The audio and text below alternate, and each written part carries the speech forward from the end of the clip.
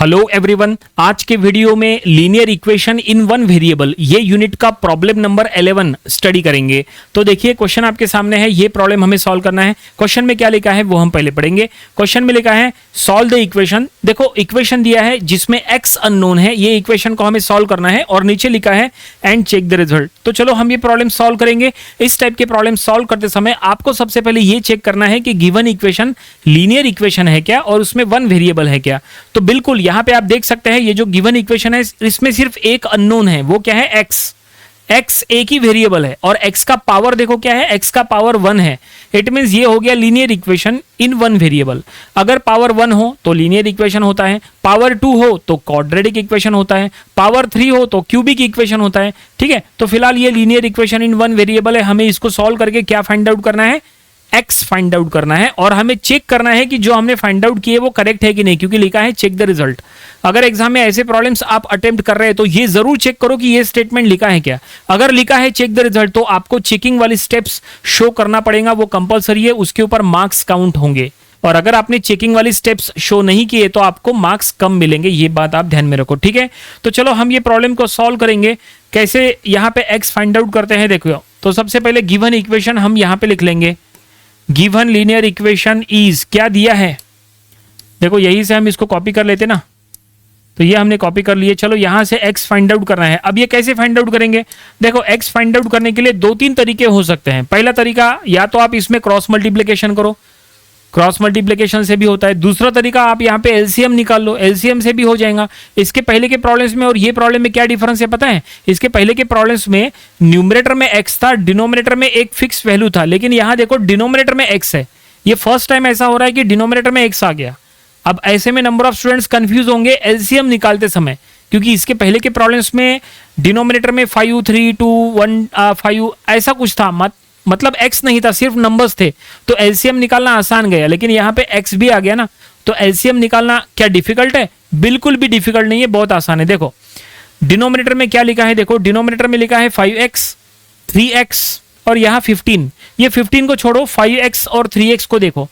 तो आपको एक ऐसा नंबर लेना है जो ये दोनों से डिविजिबल हो, 5x से भी 3x से भी। ऐसा नंबर हमने सोच लिया है, वो है 15। और वैसे 15 ये 15 से भी डिविजिबल है। ठीक है, तो हमने एलसीएम ले लिया है 15x, x भी लेंगे क्योंकि यहाँ x है ना, तो आपको x एलसीएम में x आपको इंक्लूड करना पड़ेगा। तो एलसीएम हो गया 15x। ठीक है, तो हम यहां पे लिख लेंगे बाय टेकिंग एलसीएम, क्या कहा, दैट इज 15x। अब आपको क्या करना है, अब वही करो जो इसके पहले किए थे। जो टर्म आप एज अ एलसीएम ले रहे हैं उससे पूरे इक्वेशन को मल्टीप्लाई करो। ठीक है, तो हम यहां लिख लेंगे मल्टीप्लाई बोथ साइड बाय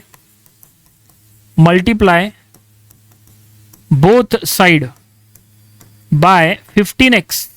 ये पूरे इक्वेशन में दोनों साइड में 15x से मल्टीप्लाई करो, हर एक टर्म को 15x से मल्टीप्लाई करो। तो देखो मल्टीप्लाई करेंगे, फर्स्ट टर्म को 15x से मल्टीप्लाई करेंगे, 15x इंटू 2/5x। ठीक है, minus 15x into 5/3x equal to 15x into 1/15। ये देखिए हमने पूरे इक्वेशन को 15x से मल्टीप्लाई कर लिए। अब इसका क्या फायदा होगा, बहुत बड़ा फायदा होने वाला है। कैसे, यहां पे काफी सारी टर्म्स कैंसिल हो जाएंगी ना। देखो कैंसिल करा के बताते हैं। जैसे ये 15 कट गया, यहां पे x कट गया, 5 1 5, 5 3 15। यहां पे x कट गया, 3 1 3, 3 5 15। ठीक है, और अब जो बचा है वो लिखो, क्या बचा है, तो यहां बचा है 3 इंटू 2 6, यहां 5 5 25। तो हम यहां लिख लेंगे 6 minus 25 equal to 3 2 6 minus 5 5 25 equal to ये x, राइट साइड में क्या है x। ठीक है, अब 6 माइनस 25 मतलब माइनस 19 इक्वल टू x। तो therefore x is equal to हमें मिल गया -19।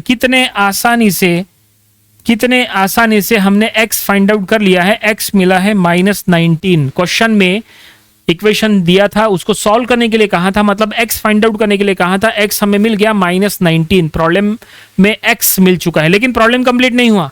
सॉल्यूशन कंप्लीट नहीं हुआ। क्यों? क्योंकि क्वेश्चन में लिखा था एंड चेक द रिजल्ट। हमें चेक करना है कि जो हमने x का वैल्यू फाइंड आउट किए हैं वो करेक्ट है कि नहीं। कैसे चेक करना? बिल्कुल सिंपल है। क्या करो, ये x का वैल्यू उठा के ये इक्वेशन में पुट करो। तो चलो हम पुट करेंगे। तो हम यहां लिख लेंगे चेकिंग।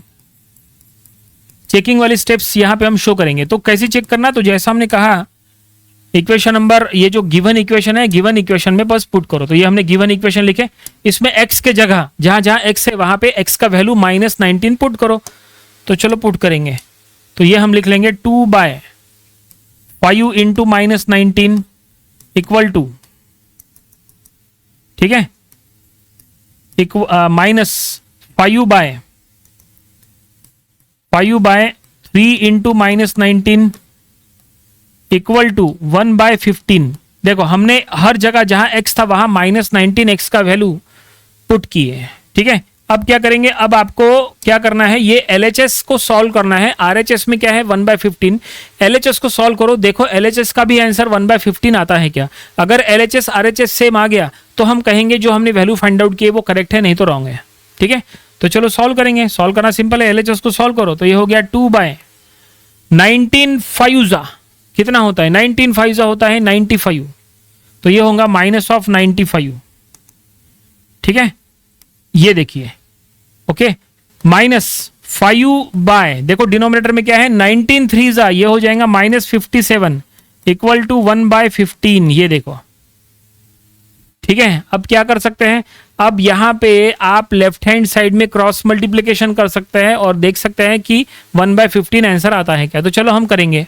तो यहां पे अगर क्रॉस मल्टीप्लिकेशन करना है तो देखो क्रॉस मल्टीप्लिकेशन में ये दोनों का मल्टीप्लिकेशन माइनस ये दोनों का मल्टीप्लिकेशन, क्योंकि बीच में माइनस है, ठीक है। और ये माइनस इधर चले जाएगा तो ये हो जाएगा 2 इंटू 57। ये एक काम करते हैं, ये माइनस माइनस प्लस कर लेते हैं, फिर यहाँ पे क्रॉस मल्टीप्लिकेशन करेंगे, आसानी से हो जाएगा। क्योंकि माइनस की वजह से नंबर ऑफ स्टूडेंट्स को हमने देखा है कंफ्यूज होते हैं। +5/57 ऐसा हो जाएगा, ये देखो, इक्वल टू 1/15, ठीक है ना। हमने क्या किया, ये माइनस माइनस प्लस करा दिए। अब इसमें क्रॉस मल्टीप्लिकेशन करो, 2 into 57 -5 into 95 divided by -95 into 57 equal to 1/15, ठीक है। अब इसको कैलकुलेट करना पड़ेगा। तो न्यूमरेटर का आंसर आएगा -361 और डिनोमिनेटर में आंसर आएगा -5415 इक्वल टू 1/15। देखो ये आंसर आएगा। और यहाँ पे देखो माइनस माइनस कट हो जाएगा। तो 5415 को 361 से डिवाइड करेंगे तो बराबर 15 आता है। तो हम यहाँ पे लिख लेंगे 1/15 इज इक्वल टू 1/15। यस, बिल्कुल ये आएगा। देखो यहाँ पे जो भी हम वीडियो में जो भी हम प्रॉब्लम सॉल्व करते हैं ना, ये सभी प्रॉब्लम्स हम पहले रफली सॉल्व करके देखते हैं कि उसका करेक्ट आंसर आ रहा है कि नहीं, उसके बाद ही हम वीडियो बनाते हैं, ठीक है। तो हमें ऑलरेडी पता है कि इसका क्या आंसर आने वाला है, इसलिए हमने यहाँ पे तुरंत उसका आंसर लिख दिया है, क्योंकि ऑलरेडी हमने रफ में सॉल्व करके इसको सॉल्व करके चेक किए थे, ठीक है। क्योंकि क्या होता है, चेक करना जरूरी है। वीडियो बनाने से पहले चेक करना इसलिए जरूरी है क्योंकि कई बार क्या होता है, क्वेश्चन रॉन्ग होता है। फिर अगर हमने उसको चेक नहीं किया है तो फिर क्या होता है, वीडियो बनाते समय आखिरी में पता चलता है आंसर नहीं आ रहा है। कई बार आंसर ही नहीं आता, वो इसलिए क्योंकि फिर हमें लगता है कि हमने ही कुछ गलत किए। नहीं, कभी कभी क्वेश्चन रॉन्ग रहता है, फिर क्वेश्चन में ही हमें फिर चेंजेस करना पड़ता है। तो इसलिए हम पहले ही सब चेक करके रखते हैं। तो यहाँ पे आप देख सकते हैं ये कैलकुलेशन हमने ऑलरेडी करा के रखे थे। तो ये आंसर देखो, आप देख सकते हैं LHS is equal to RHS आ चुका है। हमने आपको कहा था कि अगर LHS RHS सेम आ गया तो इसका मतलब ये है कि जो हमने x का वैल्यू फाइंड आउट किए वो करेक्ट है। तो x का वैल्यू -19 बिल्कुल सही है, क्योंकि LHS is equal to RHS आ चुका है। तो हम यहाँ पे लिख लेंगे therefore LHS is equal to RHS, ठीक है। एग्जाम में भी जब आप सॉल्व कर रहे हैं, अगर चेक द रिजल्ट लिखा है तो आपको चेकिंग वाली स्टेप्स शो करना पड़ेगा। और एट द लास्ट अब आपको लिखना है therefore x is equal to -19 is the solution of given equation. तो ये हमने यहाँ लिख दिया है, it is the solution of given equation, ठीक है ना। x is equal to -19 is the solution of given equation. और फाइनली प्रॉब्लम यहीं पे कंप्लीट हो गया। एग्जाम में भी जब आप सॉल्व कर रहे हैं पूरा स्टेटमेंट के साथ सिस्टमेटिकली आपको लिखना है तो आपको फुल मार्क्स मिल जाएंगे। और सबसे इंपॉर्टेंट है ऐसे जगह पे कैलकुलेशन रॉन्ग नहीं होना चाहिए, इसलिए आपको प्रॉपरली टेबल्स वगैरह याद करके इसको अच्छे से क्रॉस मल्टीप्लिकेशन के थ्रू सॉल्व करना है और ऐसा आपको एट द लास्ट स्टेटमेंट में लिखना है, ठीक है। सो प्रॉब्लम यहीं पे कंप्लीट हो गया। आई होप आपको ये पूरा प्रॉब्लम समझ में आया होगा। इसमें सबसे इंपॉर्टेंट क्या था, वो था एलसीएम लेके यहाँ पे पूरे इक्वेशन को मल्टीप्लाई करना, एक्स का वैल्यू फाइंड आउट करना और फिर वो चेकिंग। ठीक है, ऐसे प्रॉब्लम्स की आपको प्रैक्टिस करना बहुत जरूरी है। तो ये था linear equation in one variable, ये यूनिट का प्रॉब्लम नंबर 11। इसके पहले के 10 प्रॉब्लम्स वो भी आपको स्टडी कर लेना चाहिए और इसके आने वाले दिनों में हम इसके और भी नंबर ऑफ प्रॉब्लम स्टडी करेंगे ताकि इसकी और अच्छे से प्रैक्टिस हो जाए। तो मिलते हैं नेक्स्ट वीडियो में। Thanks for watching this video.